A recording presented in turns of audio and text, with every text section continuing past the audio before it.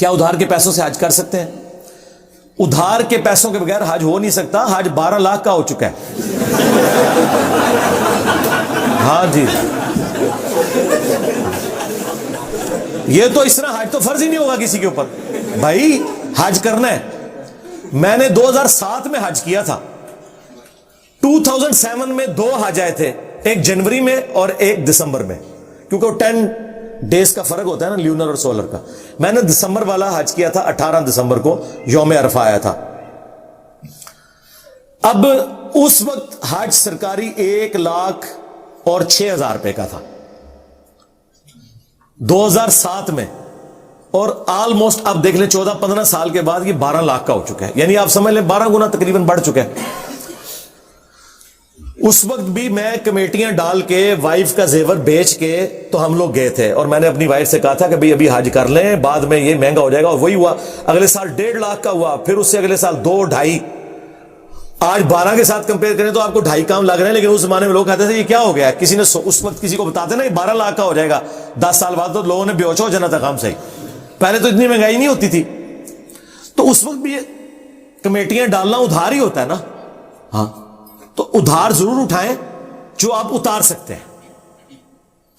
اب ایک بندے کی اگر مہینے کی انکم 25-30 ہزار روپے ہے, اور وہ کہ جی ہم 12 لاکھ کا ادھار اتار لوں, تو وہ کہاں سے اتارے گا؟ اس کے اوپر حج فرض ہی نہیں بھائی, گھر بیٹھے.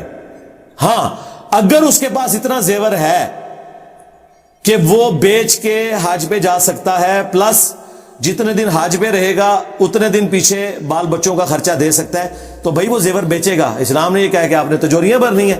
اچھا, لوگوں نے زیورات رکھے ہوتے ہیں, پلاٹس رکھے ہوتے ہیں, کہتے ہیں ہمارے پاس جمع پونجی نہیں, حج کہاں سے کریں؟ اللہ کے بندوں کیوں آرام موت مرنے لگے ہو؟ قرآن میں بالکل واضح سورہ آل عمران میں اللہ تعالیٰ نے فرمایا کہ جس کے پاس استطاعت ہے وہ اللہ کے گھر کا حج کرے گا, اور اللہ تعالیٰ تمام جہان والوں سے غنی ہے. ہاں, اور اس میں کفر کے الفاظ ہیں, جس نے کفر کیا تو اللہ تعالیٰ غنی ہے.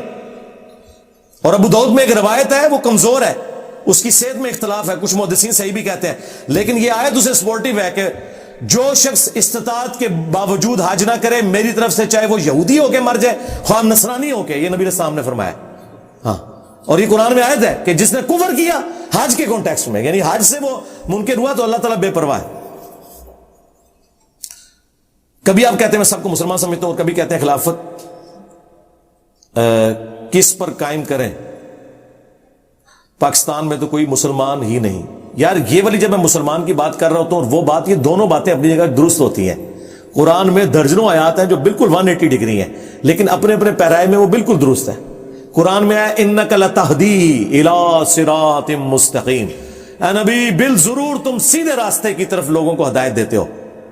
اور سیم انہی الفاظ کے ساتھ آیا انک لا تہدی, اے نبی تم ہدایت نہیں دیتے, من احببتا, جس سے تم محبت کرو, ولکن اللہ یہدی من یشاء, اللہ جسے چاہتا ہے ہدایت دیتا ہے. اب یہ دونوں ٹکرا رہے ہیں, لیکن دونوں باتیں ایک وقت درست ہیں.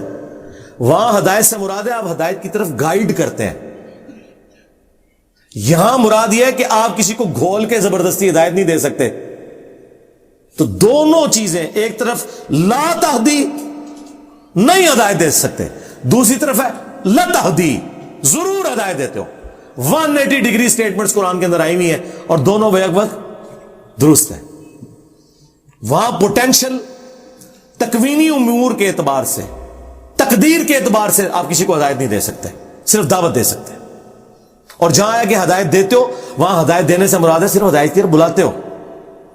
تو یہ جو دونوں باتیں میں نے اپنی جگہ درست کی, کہ ایک ایسا مسلمان جو صرف کلمہ گو مسلمان ہے, جس کے اندر اسلام کی کوئی روح باقی نہیں ہے, تو ہم اسے شناختی کارڈ والا مسلمان کہتے ہیں. میں نے آج تک اس مسلمان کو کبھی کافر نہیں کہا.